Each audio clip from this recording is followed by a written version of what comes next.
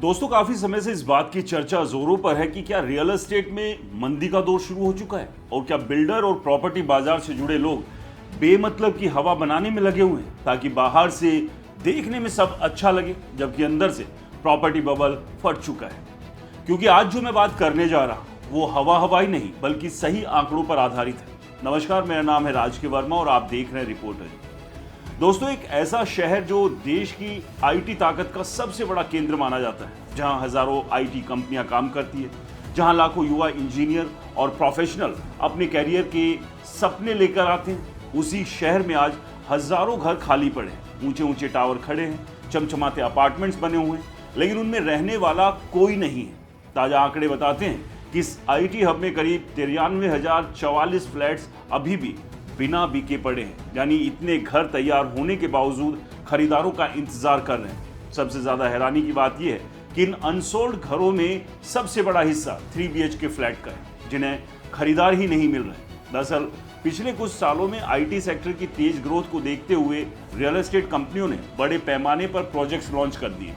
Developers को लगा कि आईटी प्रोफेशनल्स की बढ़ती सैलरी और लगातार बढ़ती आबादी के कारण बड़े और लग्जरी फ्लैट्स की मांग तेजी से बढ़ेगी। इसी उम्मीद में शहर के कई इलाकों में बड़े बड़े टावर बनाए गए और खास तौर पर 3 BHK और बड़े साइज के अपार्टमेंट्स पर ज्यादा फोकस किया गया। लेकिन अब बाजार की हकीकत कुछ और ही कहानी बता रही है। असल समस्या ये है कि ज्यादातर खरीदारों का बजट 1 BHK या 2 BHK फ्लैट्स तक ही सीमित रहता है।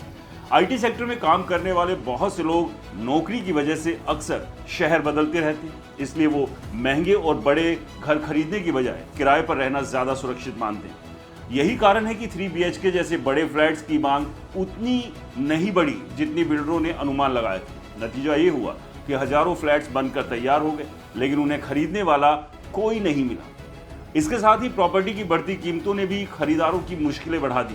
पिछले कुछ सालों में इस आईटी शहर में फ्लैट्स की कीमतों में इतनी तेजी से बढ़ोतरी हुई कि मिडिल क्लास के लिए घर खरीदना पहले से कहीं ज्यादा मुश्किल हो गया। बैंक लोन की EMI बढ़ाना, ब्याज दरों में उतार चढ़ाव और बढ़ती महंगाई ने भी लोगों को घर खरीदने से पहले कई बार सोचने पर मजबूर कर दिया। ऐसे में लोग बड़े फ्लैट्स खरीदने की बजाय छोटे और किफायती घरों की तरफ ज्यादा आकर्षित हो रहे हैं। रियल एस्टेट एक्सपर्ट्स का कहना है कि अगर यही स्थिति बनी रही तो आने वाले समय में बिल्डरों को अपनी रणनीति बदलनी पड़ सकती है। उन्हें या तो फ्लैट्स की कीमतों में कटौती करनी होगी या फिर छोटे और बजट फ्रेंडली अपार्टमेंट्स पर ज्यादा ध्यान देना होगा, क्योंकि बाजार का साफ संकेत है कि आज के खरीदार के लिए सबसे महत्वपूर्ण चीज है किफायती कीमत, छोटा लेकिन उपयोगी घर और कम EMI।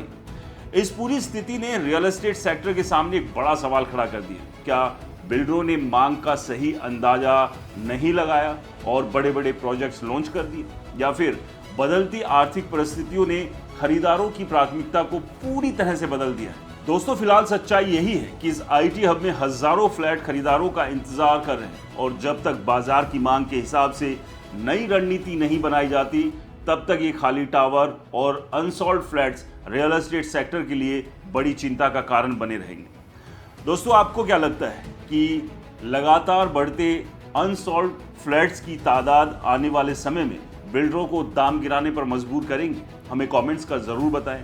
वीडियो पसंद आया हो तो इसे लाइक करें, शेयर करें, हमारे चैनल को सब्सक्राइब और फॉलो करना बिल्कुल ना भूलें। नमस्कार।